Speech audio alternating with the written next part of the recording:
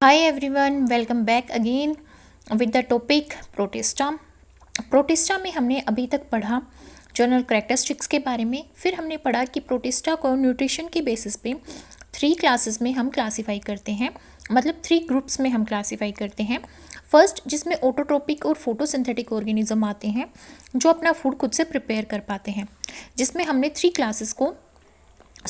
Groups को रखा, डाइनोफ्लेजिलेट्स को, डायटम्स को एंड यूग्लिनोइड्स को। फिर बात आती है कंज्यूमर डिकम्पोज्ड ऑर्गेनिजम्स की। हमने यहाँ तक अपना कवर कर चुके हैं हम अपनी प्रीवियस वीडियो में।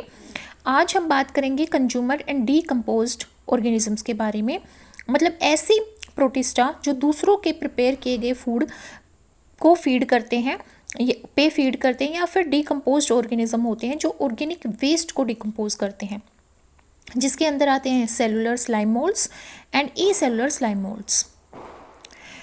और नेक्स्ट हम पढ़ेंगे कि प्रोटोजोआंस कौन से होते हैं। प्रोटोजोआंस जो मोस्टली पैरासिटिक होते हैं, जो दूसरों की बॉडी के अंदर ही सर्वाइव करते हैं, हैबिटेट भी वहीं पे बनाते हैं एंड वहीं से वो न्यूट्रिशन लेते हैं।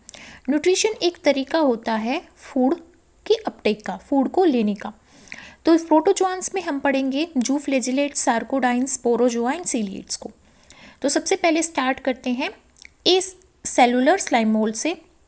And E cellular slime moulds के बारे में डिस्कस करने से पहले हम कॉमनली स्लाइम मोल्ड्स के बारे में यहाँ पे समझते हैं। स्लाइम मोल्ड्स जो होते हैं वो कंज्यूमर डिकम्पोजर प्रोटिस्टा हैं। ये किस क्लास में आते हैं? मिक्सोमाइसेट्स में आते हैं, फंजाई की, क्योंकि ये फंगस लाइक भी हैं और ये हमारे प्रोटोजोआ लाइक भी हैं। ठीक है, ये कौन सी क्लास में इंक्लूड किए गए हैं? मिक्सोमाइसेट्स में। फ्री लिविंग होते हैं। फ्री लिविंग का मतलब ये है कि भाई ये किसी ऑर्गेनिज्म के साथ कोई रिलेशनशिप शो नहीं करेंगे, ना पैरासिटिक होंगे। ये क्या करेंगे? फ्रीली लिव करेंगे। इनके अंदर प्रोटोप्लास्ट प्रेजेंट होता है एंड नेक्ड होता है। नेक्ड होने का मतलब ये है कि कोई कवरिंग नहीं होती, कोई यहाँ पे क्लोरोप्लास्ट नहीं होता है। लेक क्लोरोफिल, इनमें क्लोरोफिल नहीं होगा। ये सेप्रोबिक होंगे, डेड और डिकेइंग मैटर पे ये फीड करेंगे,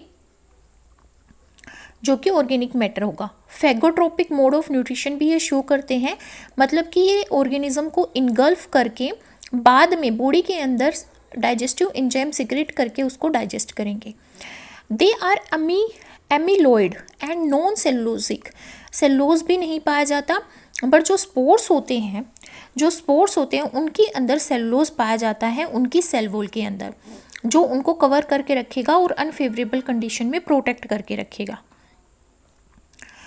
तो जो उनकी वेजिटेटिव फेज होती है वो एनिमल्स को रिजेंबल करती है। वेजिटेटिव फेज होती है feeding phase, feeding and growing phase. Feeding and growing phase जो होती है इनकी, उसमें सेल वॉल जो है वो अब्सेंट होने की वजह से ये एनिमल सेल की तरह दिखाई देता है। जबकि रिप्रोडक्टिव फेज में स्पोर्स फॉर्म होते हैं, और स्पोर्स में जो आती है सेल वॉल, और जो सेल वॉल आती है वो सेलुलोजिक होती है, उसमें सेलुलोज की बनी होती है, जिसकी वजह से वो प्लांट लाइक होते हैं। अमीबॉइड प्लाज्मोडियल स्टेज भी आती है इसमें, कि जो प्लाज्मोडिया है वो अमीबा की तरह बन जाता है, जो प्रोटोजोआ को रिजेंबल करती है। बट जब हम स्पोर्स की बात करें तो स्पोर्स वाली जो फेज है वो फंजाई को बिलोंग करती है, रिजेंबल करती है, उस जैसी ही अपीयर होती है। इसीलिए इसको फंगस की क्लास मिक्सोमाइसेट्स में इंक्लूड किया जाता है। रिप्रोडक्शन इसमें एसेक्सुअल भी होता है, सेक्सुअल भी होता है।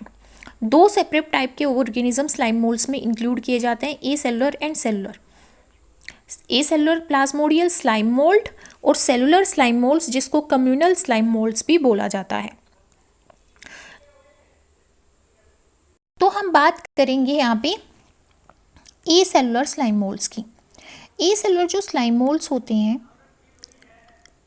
वो हमारे डेड और डिकेइंग मैटर पे मिलते हैं। किस पे मिलते हैं? डेड एंड डिकेइंग मैटर के ऊपर। मतलब कि ये सेप्रोट्रोपिक होते हैं, क्योंकि डेड और डिकेइंग मैटर पे फीड करने वाले ऑर्गेनिजम्स कैसा मोड ऑफ न्यूट्रिशन शो करते हैं? सेप्रोट्रोफिक। ठीक है, इनका जो प्रोटोप्लाज्म होता है, प्रोटोप्लाज्म क्या है? ये सेल है, सेल के अंदर न्यूक्लियस है, तो बीच में जो बच गया जिसको हम साइटोप्लाज्म बोलते हैं, उस साइटोप्लाज्म को ही हम बोलते हैं प्रोटोप्लाज्म। तो जो प्रोटोप्लाज्म है वो क्या है? Multi nucleate. मल्टी न्यूक्लिएट का मतलब है कि एक न्यूक्लियस बहुत सारे न्यूक्लियाई में यहाँ पे डिवाइड हो जाएगा, तो उस स्टेज को हम क्या बोलते हैं, multi nucleate stage. Multi nucleate stage जो है प्रोटोप्लाज्म की, वो किसके अंदर आती है, ए सेलुलर स्लाइम मोल्ड्स में आती है, ए सेलुलर स्लाइम मोल्ड्स के अंदर। और हमने बोला कि भाई ये क्या होते हैं, सेप्रोट्रोपिक होते हैं। अब इनकी लाइफ साइकिल के बारे में स्टडी करते हैं जो कि मेन है। सबसे पहले आती है सोमेटिक फेज। सोमेटिक फेज का मतलब क्या होता है, सोमेटिक फेज का मतलब होता है हमारी वेजिटेटिव फेज। सोमेटिक फेज हम बोल सकते हैं और उसको वेजिटेटिव फेज भी बोल सकते हैं। सोमेटिक एंड वेजिटेटिव फेज का मतलब ही होता है कि ग्रोइंग फेज और ईटिंग फेज, जिसमें ग्रो कर रही है सेल या ईट कर रही है, ठीक है, पर डिवीजन नहीं होगा, रिप्रोडक्शन नहीं होगा। तो जब ये सोमेटिक फेज होती है या वेजिटेटिव फेज होती है किसकी, स्लाइम मोल्ड्स की, तो उसको उस टाइम पे हम मल्टी न्यूक्लिएट प्लाज्मोडियम बोलते हैं। क्या बोलते हैं, मल्टी न्यूक्लिएट, क्योंकि बहुत सारे न्यूक्लियस होते हैं, और क्या बोलते हैं, प्लाज्मोडियम। अब ये मल्टी न्यूक्लिएट जो प्लाज्मोडियम है, इनके अंदर होता है डिवीजन। इनके अंदर क्या होता है, डिवीजन होता है। और डिवीजन के बाद ये दो या दो से ज़्यादा, टू और मोर, क्या फॉर्म करते हैं, प्लाज्मोडिया, डॉटर सेल्स फॉर्म करते हैं, जिसको हम प्लाज्मोडिया बोलते हैं।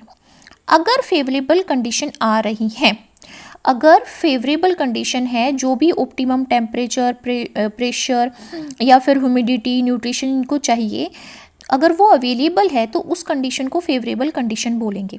उसमें ये मैच्योर हो जाएंगे और जो ये प्लाज्मोडियम है ये एग्रीगेट होके एक सेसाइल और स्टॉक्ड स्पोरोफोर फॉर्म करेंगे। क्या फॉर्म करेंगे, स्पोरोफोर्स।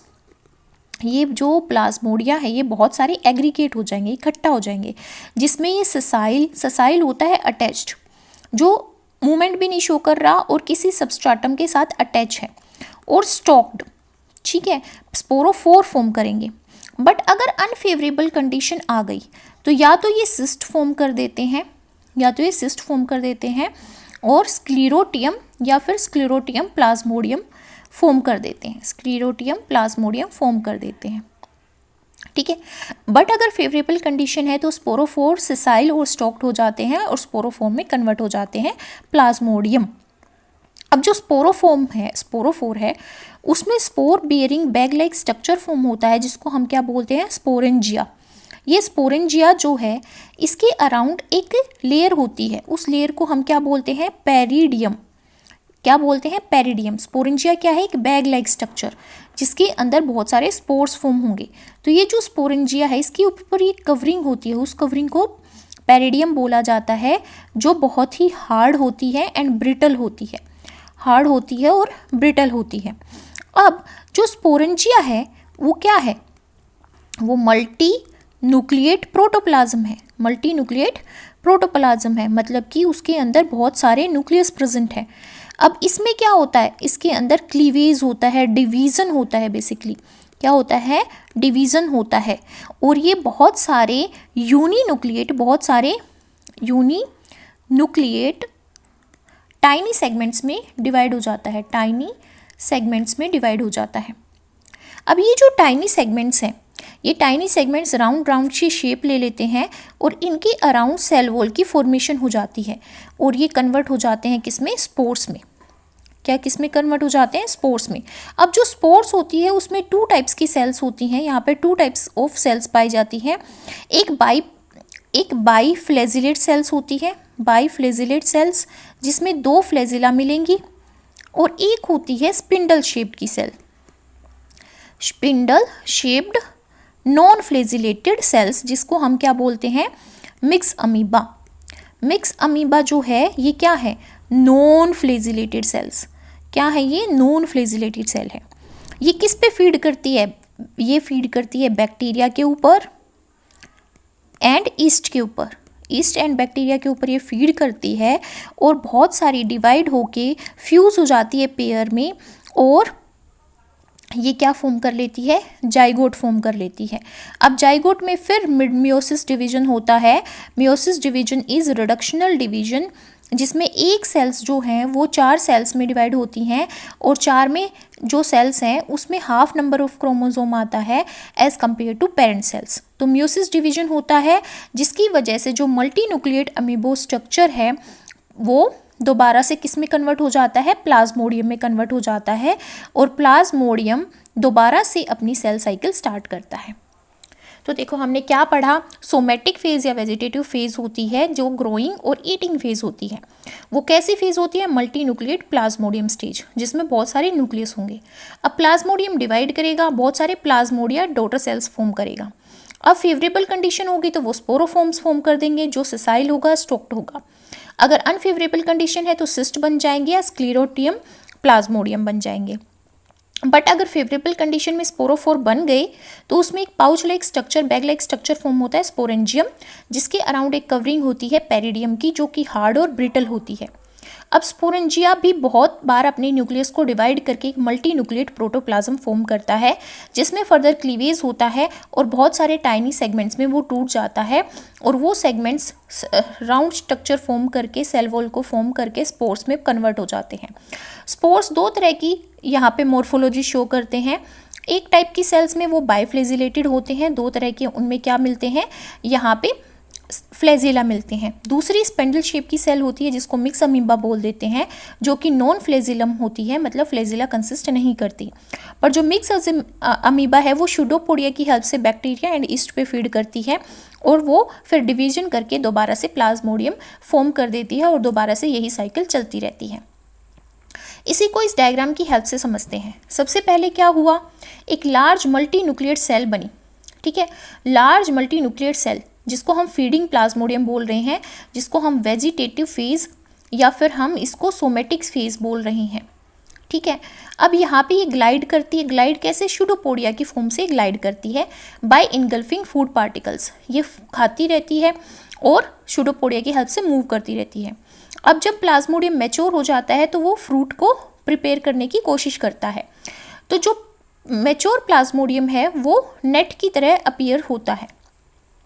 अब जब वो नेट की तरह अपीयर होता है तो वो दोबारा से स्पोरोफोर की फॉर्मेशन करेगा। पहले किसकी फॉर्म करेगा, स्पोरोफोर बनेगा, स्पोरोफोर बनेगा किसमें, एक फेवरेबल कंडीशन में, जिसके अंदर एक pouch like structure sporangium form होगा, और उस स्पोरेंजियम के अंदर मल्टी न्यूक्लिएट स्टेज बन जाएगी, मतलब कि वो बहुत बार डिवाइड करके अपने न्यूक्लियस को फॉर्म कर देगा, ठीक है। तो यहाँ तक क्या था, 2n नंबर ऑफ क्रोमोसोम, यहाँ पे भी 2n नंबर ऑफ क्रोमोसोम, यहाँ पे भी 2n number of chromosome. But अब ये म्यूसिस हो रहा है जिसकी वजह से जितने भी स्पोर्स बनेंगे वो स्पोर्स कैसे बनेंगे, हाफ नंबर ऑफ क्रोमोसोम वाले स्पोर्स बनेंगे जब ये स्पोरेंजिया म्यूसिस शो करेगा, क्लीवेज जब इसमें हो जाएगा। अब ये जो स्पोर्स हैं इनके बाहर जो कवरिंग है वो सेल वॉल है, और वो सेल वॉल किसकी बनी हुई है, वो बनी हुई है सेलुलोज की। वो किसकी बनी हुई है, सेलुलोज की बनी हुई है।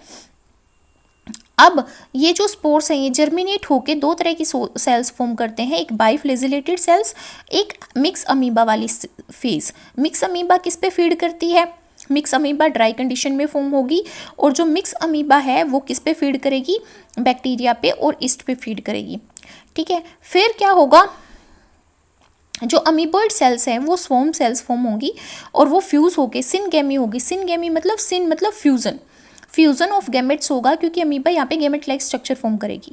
गैमेट फॉर्म होंगे तो गैमेट फ्यूज हो गए, फ्यूजन हो गया, फ्यूजन होने के बाद जाइगोट बन गया। जाइगोट कैसा हुआ, diploid, 2n number of chromosomes ये फॉर्म करता है। अब ये जो जाइगोट है वो दोबारा से माइटोसिस डिवीजन से डेवलप होके दोबारा से एक फीडिंग या मल्टी न्यूक्लिएट प्लाज्मियम की फॉर्मेशन कर देता है, जिसमें बहुत सारे न्यूक्लियस होते हैं। इस तरह से लाइफ साइकिल चलती रहती है किसकी, हमारी ए सेलुलर स्लाइम मोल्ड्स की। अब हम बात करते हैं सेलुलर स्लाइम मोल्ड्स की। जो हमारे सेलुलर स्लाइम मोल्ड्स होते हैं वो फंक्शन करते हैं as independent amoeboid cells. Independent होते हैं और अमीबा लाइक सेल्स फॉर्म करते हैं जब न्यूट्रिशन क्या होता है, अमेंडेंट होता है, मतलब लार्ज अमाउंट में होता है। बट जब फूड डिप्लेट हो जाता है, मतलब कम होता है, या सेलुलर, तो जो सेलुलर स्लाइम मोल्ड्स होते हैं वो एग्रीगेट हो जाते हैं, मतलब इकट्ठा हो जाते हैं एक मास लाइक स्ट्रक्चर में और सिंगल सेल की तरह बिहेव करते हैं। उस टाइम पे हम इनको क्या बोलते हैं, स्लग। कुछ सेल्स जो स्लग में वो 2 से 3 मिलीमीटर का स्टोक फॉर्म कर देती हैं, ये स्टोक है, ठीक है, ये क्या है, स्टोक है। ये स्टोक फॉर्म कर देती हैं जो कि 2 से 3 मिलीमीटर लंबा होता है, जो ड्राई हो जाता है और डाई करता है प्रोसेस में, मतलब जब आगे प्रोसेस जाती जाएगी तो ये सूख के गिर जाएगा, ख़राब हो जाएगा, डिस्ट्रॉय हो जाएगा। सेल्स जो टॉप स्टोक के ऊपर होती हैं वो एसेक्सुअल फ्रूटिंग बॉडी फॉर्म करती हैं, मतलब कि वो एक sporangium like of structure form करती है जिसमें स्पोर्स फॉर्म होते हैं। क्या होते हैं? स्पोर्स फॉर्म होते हैं। अब ये फ्रूटिंग बॉडी स्पोर्स को जनरेट करती हैं। एज विद प्लाज्मोडियल स्लाइम मोल्ड्स, जो प्लाज्मोडियल जो हमारा स्लाइम मोल्ड्स हैं उसमें जो स्पोर्स हैं वो डिसेमिनेट हो जाएंगे, मतलब अलग हो जाएंगे। जब ये वॉल जो है वो बर्स्ट आउट हो जाएगी तो ये स्पोर्स बिखर जाएंगे और बिखर के ये जर्मिनेट होंगे। जर्मिनेट होंगे कहाँ पे? जहाँ पे मॉइस्चर होगा, क्योंकि जब ये पहले था ये वहाँ पे था जहाँ पे मॉइस्चर नहीं है, ड्राई कंडीशन में। अब ये कहाँ पे ग्रो करेंगे? जहाँ पे क्या होगा? मॉइस्चर होगा। इसमें एक रिप्रेजेंट करता है सेलुलर स्लाइम मोल्ड को, एग्जाम्पल है डिक्टोसीलियम जो डैम्प सोइल्स में मिलता है। अब इसको डिटेल में स्टडी करते हैं सेलुलर स्लाइम मोल्ड्स की लाइफ साइकिल को, फिर हम डायग्राम की हेल्प से समझेंगे। स्लाइम मोल्ड्स में भी एक सोमेटिक फेज होगी। सोमेटिक मतलब नॉर्मल बॉडी की फेज, मतलब कि ईटिंग फेज, जिसमें वो ग्रो करेगा, जिसको मैं क्या बोलूँगी? Vegetative phase. तो सोमेटिक फेज होगी, एक वेजिटेटिव फेज होगी, जिससे में जो हमारा सेलुलर स्लाइम मोल्ड है वो हैप्लोइड है। देखो क्या डिफरेंस आया? ये डिफरेंस आया कि जो हमारा ए सेलुलर स्लाइम मोल्ड होता है उसके अंदर वेजिटेटिव फेज डिप्लॉयड होती है और मल्टी न्यूक्लिएट होती है। डिप्लॉयड होती है और मल्टी न्यूक्लिएट होती है, ठीक है। सॉरी, ये क्लिक हो गया था। Okay, again I am starting it. Somatic phase थी, सोमेटिक फेज को ही हम क्या बोल रहे हैं? वेजिटेटिव फेज बोल रहे हैं। वेजिटेटिव फेज बोल रहे हैं। जो वेजिटेटिव फेज है वो हम ए सेलुलर स्लाइम मोल्ड की बात करें तो उसमें डिप्लॉयड थी और मल्टी न्यूक्लिएट थी। यहाँ पे क्या होगी? हैप्लॉयड होगी, मतलब n number of chromosome consist करेगी, half number of chromosome consist करेगी, एंड यूनी न्यूक्लिएट होगी। और क्या होगी? यूनी न्यूक्लिएट सेल्स होंगी। इस टाइम पे इनको क्या बोलते हैं? मिक्स अमीबा, ठीक है। ये ड्राई कंडीशन में ग्रो करती हैं, ठीक है। अब जो ये अमीबा है इनमें कोई सेल वॉल नहीं है, सेल वॉल इनमें नहीं है क्योंकि ये एनिमल लाइक है, ठीक है। इसमें क्या होगी? सिर्फ प्लाज्मा मेम्ब्रेन प्रेजेंट होगी। अब जब क्या आएगी? Favourable condition. फेवरेबल कंडीशन मतलब मॉइस्चर आ गया, न्यूट्रिशन आ गया, तो उस टाइम पे ये रिलीज़ करती हैं साइक्लिक AMP, एडिनोसाइन मोनोफॉस्फेट।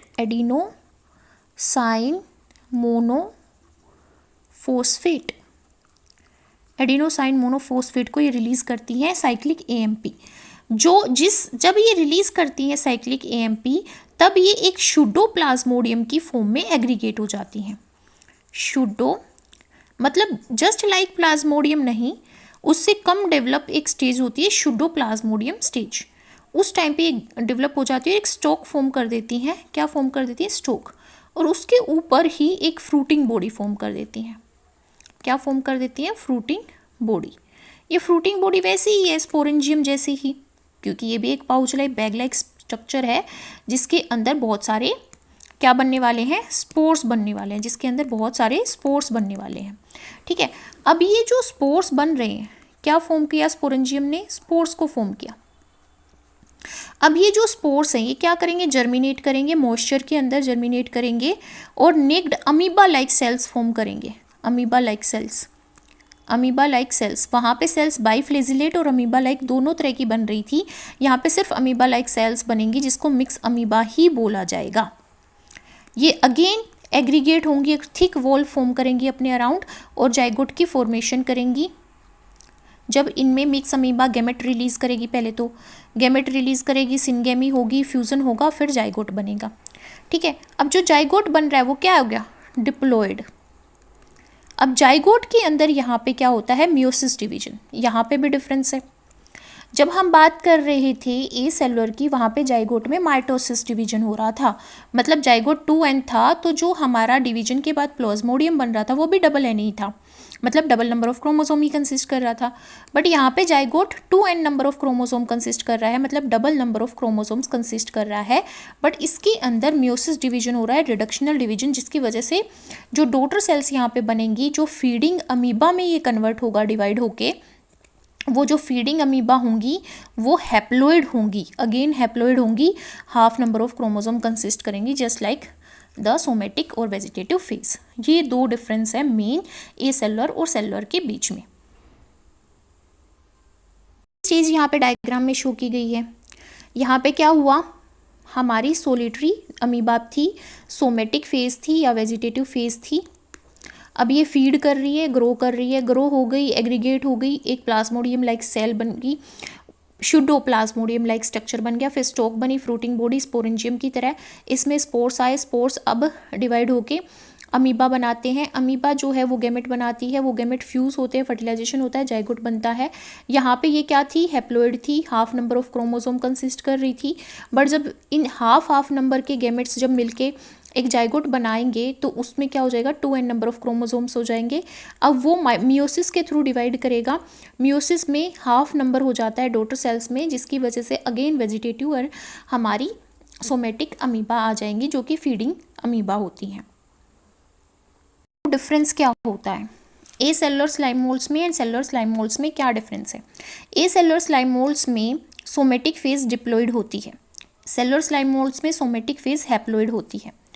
जो ए सेलुलर स्लाइम मोल्ड्स होते हैं उसमें somatic phase multi nuclear structure जो कि प्लाज्मोडियम होता है उसके थ्रू रिप्रेजेंट की जाती है।